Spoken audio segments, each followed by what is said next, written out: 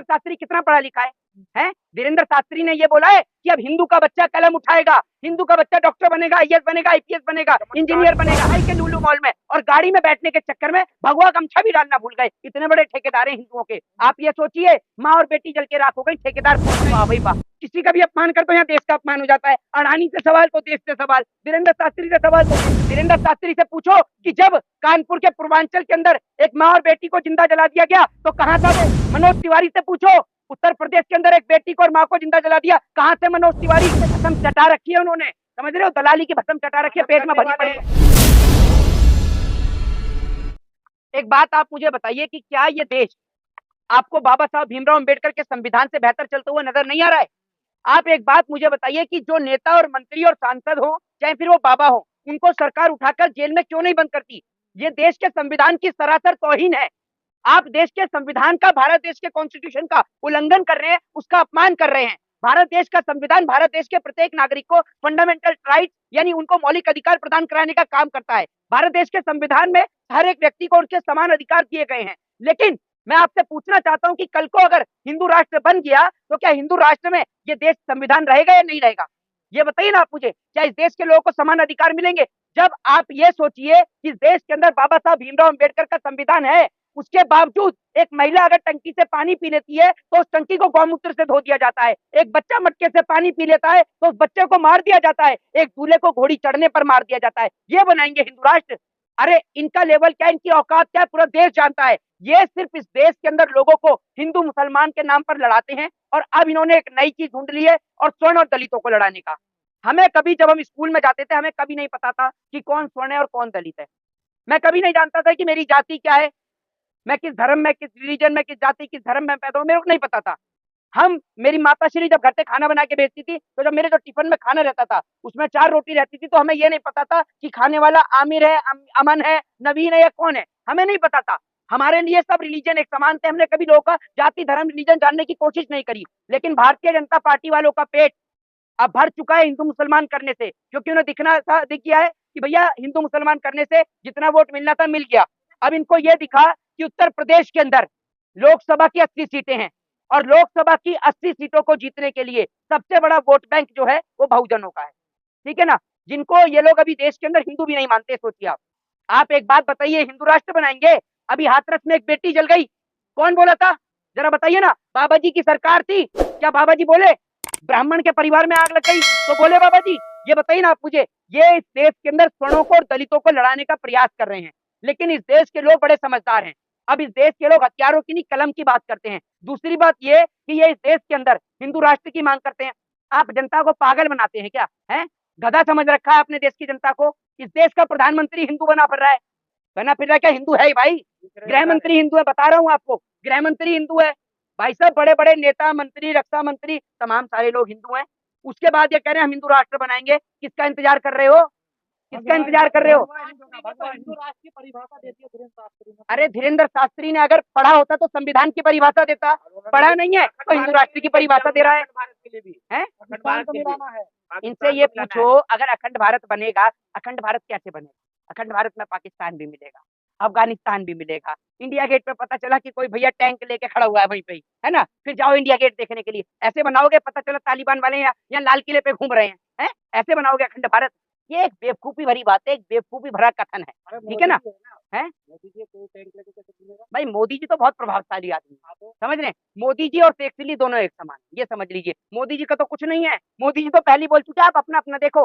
मोदी जी का तो सीधा ससुर है। मोदी जी को अगर आप कल को गलत ठहराएंगे तो आप गलत है। मोदी जी तो कह चुके हैं, मैं तो फक्कर फकीर हूँ, झोला उठाऊंगा और चल पड़ूंगा। मोदी जी ने तो अपने दोस्त को भी तैयार कर लिया है। भारत देश के संविधान के कौन से पृष्ठ पे भगवा हिंदी लिखा है?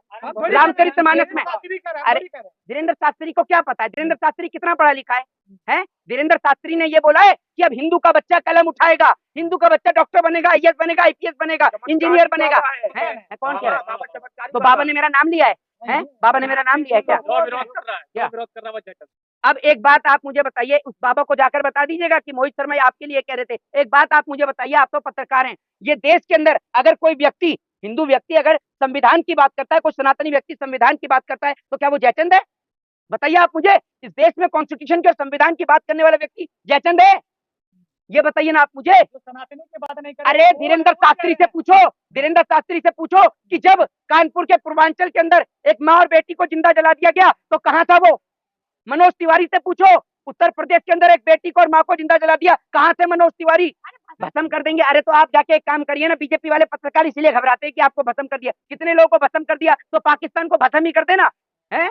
आपको भस्म चटा रखी है उन्होंने, समझ रहे हो, दलाली की भस्म चटा रखी है, पेट में भरी पड़ी है। करने वाले जब तक आप भारत बनाएंगे पाकिस्तान को मिलाएंगे। अरे यार एक बात आप मुझे बताओ, पाकिस्तान को मिलाएंगे, धीरेन्द्र शास्त्री की आर्मी में है क्या है? चमत्कारी है भाई, हैं? चमत्कार। एक काम करिए ना, अपने बच्चों को पढ़ाइए मत, स्कूल मत भेजिए, उसे चमत्कार ही दिखाते रहिए। आप अपने बेटे को भी चमत्कारी बनाइए ना इससे। अरे सुनिए, यहाँ पर कम से कम 15-20 पत्रकार हैं। मैं आपसे पूछना चाहता हूँ, आप में से किसी का भी बेटा, किसी के भी पिताजी या किसी का बच्चा धीरेन्द्र शास्त्री का चेला है क्या?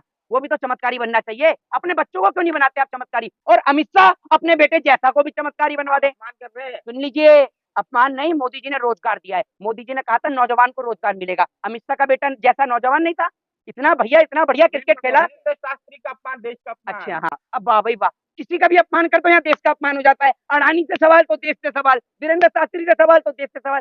आपके वो दोस्त ने करी तो थी, ये आप जैसा ही था वो वसीम रिजवी उर्फ जितेंद्र त्यागी। तो वो वसीम रिजवी है या जितेंद्र त्यागी है? ये इनको पता होगा, इन्हीं की साथी का है, वो इन्हीं का साथी है। ये भी तो घर वापसी करने की कह रहे हैं। ये देश की खूबसूरती है। भारत एक सेकुलर कंट्री है, एक डेमोक्रेटिक कंट्री है, जहां पर सबको अपने अपने रिलीजन को मानने की आजादी है, एक धर्मनिरपेक्षता की यहाँ पर आजादी है। एक भारत एक धर्मनिरपेक्ष देश है। इसको इसीलिए पूजा जाता है, इस देश की संस्कृति को, कल्चर को इसीलिए माना जाता है, पूजा जाता है कि यहाँ पर हर जाति, हर धर्म, हर मजहब, हर संस्कृति के लोग एक साथ मिलजुल कर रहते हैं। लेकिन आप उस संस्कृति के ऊपर, उस देश की वेशभूषा के ऊपर, उस देश के कल्चर के ऊपर, उस देश की अस्मिता के ऊपर जब आप प्रहार करेंगे तो आपसे सवाल किया जाएगा। मैं आपसे पूछता हूँ कि क्या ये देश संविधान से चलता है? अगर किसी व्यक्ति को दर्द और तकलीफ होती है, किसी व्यक्ति के साथ अन्याय होता है, तो वो न्यायपालिका में जाता है, जाता ही नहीं जाता है? देश की न्यायपालिका के द्वारा, देश की जुडिशरी के द्वारा उसको इंसाफ दिया जाता है। लेकिन आप जो हिंदू धर्म की बात करते हैं, जो आप बात करते हैं, आप ये बताइए, रामायण के अंदर, सुन मेरी बात, रामचरितमानस के अंदर जो तुलसीदास जी रामचरितमानस लिखा, क्या उसके अंदर एक भी कहीं जगह पर हिंदू शब्द लिखा है? यदि जब आपको नहीं पता तो आप मत बोलिए, और भी तो पत्रकार हैं। पत्रकारों का अपमान। अरे अपमान हो गया बुलडोजर इंसाफ है कि नहीं जी। बुलडोजर चलाते हैं। देखिए मैं कहता हूँ, अगर बुलडोजर इंसाफ है आपकी नजर में तो आप चलाइए। वो जो क्या कहते हैं, उत्तराखंड में बीजेपी के नेता का बेटा था, उसके घर पर, कुलदीप सिंह सेंगर के मकान पर चला दीजिए बुलडोजर। एक पिता के लिए सबसे बड़ी इज्जत तो उसकी बेटी की होती है ना, सबसे बड़ी इज्जत तो उसकी बेटी की होती है। तो भाई साहब, जब एक बेटी के साथ इस देश में बलात्कार होता है तो भाई आप ये सोचिए, बलात्कारियों के घर पर चलाइए बुलडोजर। राम रहीम का सारा ध्वस्त कर दीजिए, आसाराम का सारा ध्वस्त कर दीजिए। जब मुसलमानों पे चलता था तो बड़ा खुश होता था बुलडोजर बाबा देखिए आ मेरी गया, बात बुलडोजर सुनिए, बाबा आ सुनिए गया। मेरी बात सुनिए, मेरी बात सुनिए। ये किसी के भी सगे नहीं है। भाजपा की सरकार एक ऐसी सरकार है, सुन लीजिए, बाद में आपस में डिस्कशन कर लीजिएगा। मुझे पता है आपको बहुत दर्द तकलीफ हो रही है इस महानुभव को, जिनको आप लेके आए, इतने सारे पत्रकार हैं, लेकिन किसी को दर्द तकलीफ नहीं है। ये सोच रहा है मैं रात की रोटी कैसे हजम करूंगा। मुझे पता है नरेंद्र मोदी आपका आका है, ठीक है ना, और कुछ पत्रकारों के आका भी बाहर सोशल एक्टिविस्ट के तौर पर घूमते हैं। योगी जी कह रहे हैं हिंदू राष्ट्र है ही, हैं? अब उनको नहीं मारेंगे। हिंदू किसे? राष्ट्र कह रहे हैं ना योगी जी, हिंदू अरे राष्ट्र योगी जी तो पता है कितने बड़े ठेकेदार हैं हिंदुओं के।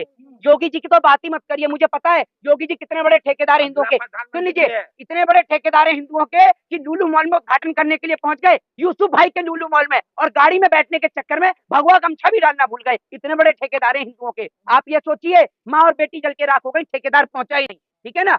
वहां पर हाथरस के अंदर एक बेटी को जला दिया गया, ठेकेदार पहुंचा ही नहीं। दिल्ली के अंदर एक बेटी को 8 किलोमीटर तक नए साल के जश्न के दौरान उस बेटी को खसीटा गया। वो मुसलमान की बेटी नहीं, हिंदू की बेटी थी, ठेकेदार पहुंचा ही नहीं वहां पर। जब ठेकेदार ही नहीं पहुंच रहा तो मजदूरी कहां से पहुंचेंगे? ठेकेदार तो यही है, मजदूर मनोज तिवारी हो गया, महेश शर्मा जैसे लोग हो गए, लेकिन पहुंचते नहीं है। आप ये देखिए, पहली बार देश के इतिहास में ये बताया गया। आपसे मैं पूछता हूँ, इतने सारे पत्रकार हैं, आपको पता है लाल बहादुर शास्त्री जी का सीना कितने इंच का था? नहीं पता होगा। आप ही बता वाजपेयी जी का सीना कितने इंच का था? आपको नहीं पता होगा। पहली बार देश के इतिहास में ये पता चला कि किसी प्रधानमंत्री का सीना 56 इंच का है, जो चाइना का नाम भी नहीं लेता, इतना 56 इंच का है। चाइना का नाम नहीं लेता और अडानी का भी नहीं लेता है, ठीक है ना। छापा मार, पाकिस्तान डर जाते हैं, क्या बात कर रहे हैं?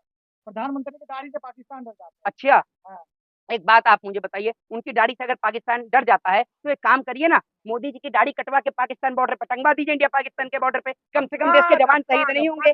नहीं, कम से कम देश के जवान शहीद नहीं होंगे। हमारे घर से जो लोग इंडियन आर्मी में हैं उनको वापस घर बुला लेते हैं सब लोग। मोदी जी की दाढ़ी टंगवा दो, दाढ़ी टंगवा दो, 2-4 फोटो खिंचवा के मोदी जी की दाढ़ी टंगवा दो, सबसे बढ़िया है। नहीं, वही चाइना तो पे भी टंगवा दो आधी दाढ़ी, आधी पाकिस्तान पे टंगवा दो। वही तो आपको नहीं लगता है काफी सवाल जी। जो हिंदू धर्म गुरु जो इतना झाड़ उगलते हैं, मुस्लिम धर्म गुरु भी कम नहीं करते। देखिए मैं आपको एक चीज बताता हूँ, कुछ लोग ऐसे हैं जो भाजपा के सहयोगी लोग हैं, वो इधर से बोलते हैं तो वो लोग उधर से बयानबाजी करते हैं। इनके चक्कर में इस देश का आपसी हिंदू और मुस्लिम का जो प्रेम और भाईचारा है वो समाप्त हो रहा है इन जैसे लोगों के चक्कर में। तो आप ऐसे लोगों से सतर्क रहें, सावधान रहें, और ऐसे पत्रकार से भी। जय हिंद, जय भारत, वंदे मातरम।